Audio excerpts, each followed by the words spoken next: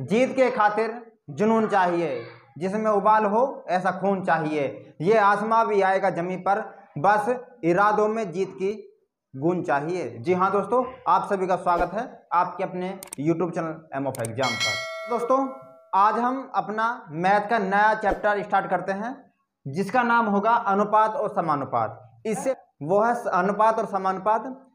आज की केवल बेसिक क्लास होगी, केवल आपको बताऊंगा कि अनुपात और समानुपात का प्रयोग कहाँ होता है और किस प्रकार हम इसको अपने जीवन में प्रयोग करते हैं। तो दोस्तों अनुपात और समानुपात का जो सबसे ज़्यादा प्रयोग होता है वो व्यापार वगैरह में होता है। जैसे आप मान लीजिएगा कि अगर 5 मजदूर किसी काम पर गए और 5 मजदूर गए काम पर और कुल उन्हें 5,000 रुपये मिले।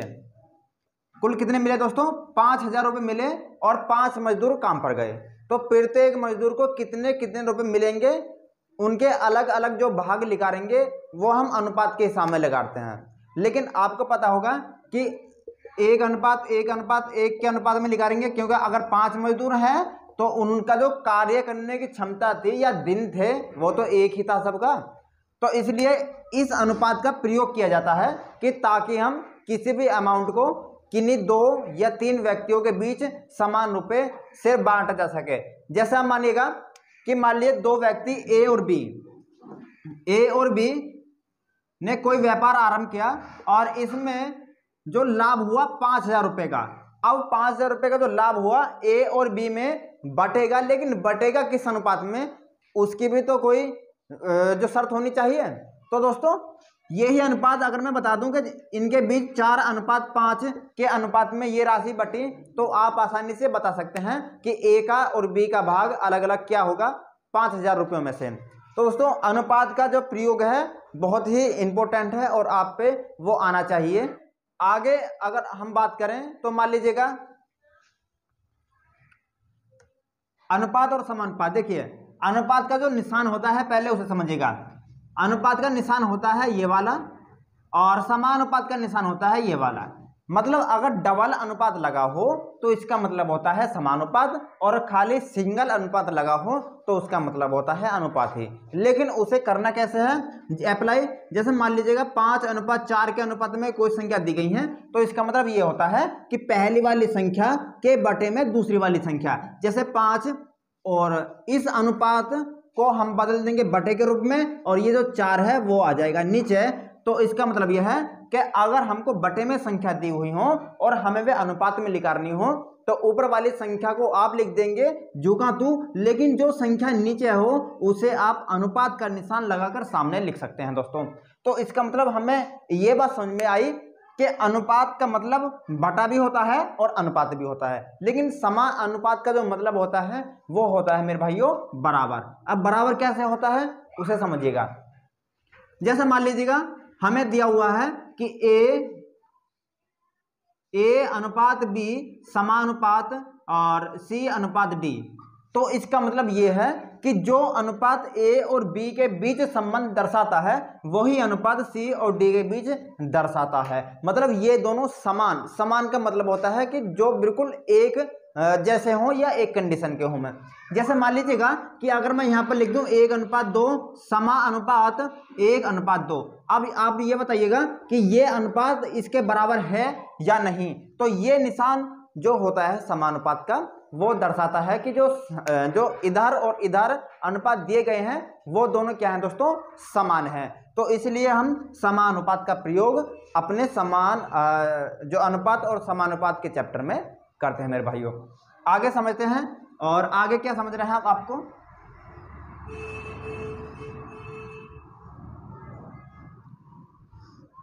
अगर आपको परसेंट में कोई संख्या दी हो, जैसे 5% को अनुपात में बताइएगा, तो 5% को अनुपात में बताने के लिए आपको क्या करना होगा?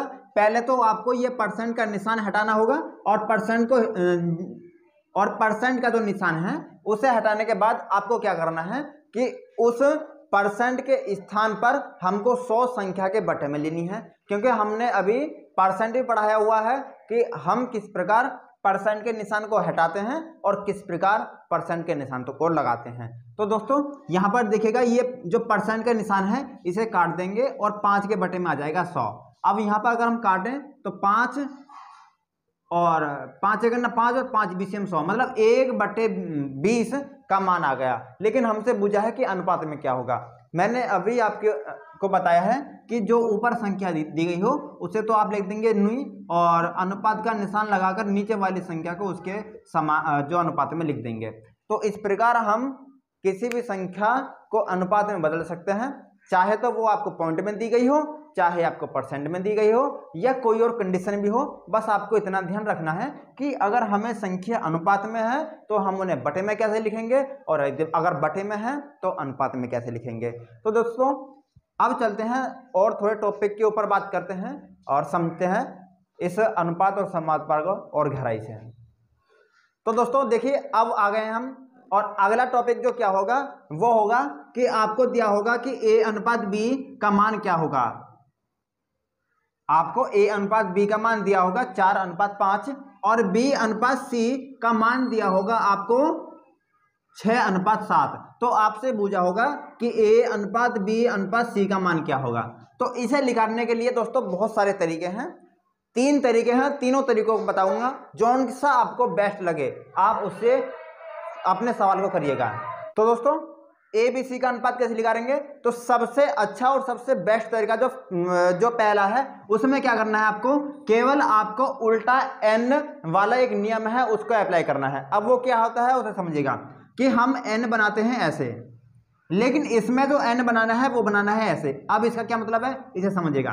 पहले आपको क्या करना है मेरे भाइयों, पहले पहली वाली संख्या की गुणा करनी होगी इसमें, तो ये हो गया हमारा पहली टांग n की, और दूसरी वाली जो बनाएंगे इधर जाएंगे फिर इधर, मतलब पहले जो हमने निशान लगाया पहले से नीचे पर आए, तो अगर इन दोनों की गुणा करें तो 6 चौक 24, फिर अनुपात का निशान आपको बटे में लगाना है, फिर आप हम गए यहाँ से यहाँ पर, तो 6 पंजे कितने हो जाएंगे दोस्तों 30, और अनुपात लगाना है, फिर यहाँ से नीचे आए तो 7 पन्ना 35, तो हमारा जो अनुपात आ जाएगा 24:30:35 हमारा ABC का मान आ जाएगा। लेकिन अगर आपको ये नियम अच्छा नहीं लगा हो तो अगले नियम पर चलते हैं और उसे भी समझते हैं बड़े ध्यान से। देखिए आपको अगर ABC का मान निकालना हो तो सबसे पहले आपको क्या करना है कि A, B और C को आपको यूं ही लिखना होगा। अब आपको देखना होगा कि आपको दिया है कि A और B का मान दिया है 4:5, तो इसका मतलब यह है कि A और B के नीचे लिख दीजिएगा 4:5, ये हमने लिख दिया जो हमें दिया हुआ था। लेकिन अब दिया है B और C का मान 6:7, तो अब B और C के स्थान पर लिखेंगे, B के नीचे लिखेंगे 6 और C के नीचे लिखेंगे 7। अब आपको ये संख्या आपस में बढ़ा लेनी होंगी। जैसे यहाँ पर देखें तो C के बटे में 7 है नीचे, लेकिन अभी यहाँ पर स्थान खाली है और यहाँ पर A के नीचे स्थान खाली है, तो आपको क्या करना है, ये जो संख्या हो जो B का मान दिया हो उसी संख्या को एक बार इधर लिख दीजिएगा, और C जो दिया है उसे ही आप इधर लिख दीजिएगा। तो ये हमारा सबके बटे में 2-2 संख्या हो जाएंगी। अगर इसके इधर स्थान खाली है तो इस संख्या को बढ़ा देंगे, और इधर इसके स्थान खाली है तो इस संख्या को एक बार बढ़ा देंगे। अब आपको क्या करना है, केवल आपको मल्टीप्लाई कर देनी होंगी इन दोनों की। 6 चौक 24 लिख दीजिएगा नीचे, 6 पंजे 30 लिख दीजिएगा, और 7 पन्ना 35। ये भी आपको समझ में आ गया होगा। ये है दोस्तों नियम नंबर 2, हमारा A अनुपात B अनुपात C का मान निकालने का नियम। और तीसरा नियम क्या है उसे भी समझिएगा।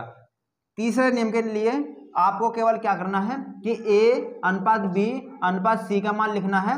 और अब क्या करना है, देखिए अगर हम अनुपात में देखें तो यहाँ पर B है और यहाँ पर भी B है, मतलब ये वाला B दोनों सेम है। जब दोनों सेम है तो इनके मान भी तो बराबर होने चाहिए। जैसे अगर देखें हम तो पहले अनुपात में बाद में भी है, तो पहले संख्या के बाद वाली जो संख्या होगी और दूसरे वाले की पहली संख्या, कहने का मतलब यह है दोस्तों कि ये दोनों संख्या सेम होनी चाहिए, जो कि फिलहाल में सेम नहीं है। तो हमें क्या करना है कि ये संख्या सेम करने के लिए आपको किसी एक संख्या की दोनों में गुणा करनी होगी जो वे संख्या बराबर हो जाए। जैसे मैं पहले अनुपात में कर दूं 5 से गुणा और दूसरे में कर दूं पहले में कर दूं 6 से गुणा और दूसरे में कर दूं किससे गुणा दोस्तों 5 से, तो ये अनुपात बराबर आ जाएंगे। अब बराबर आएंगे कैसे उसे समझेगा।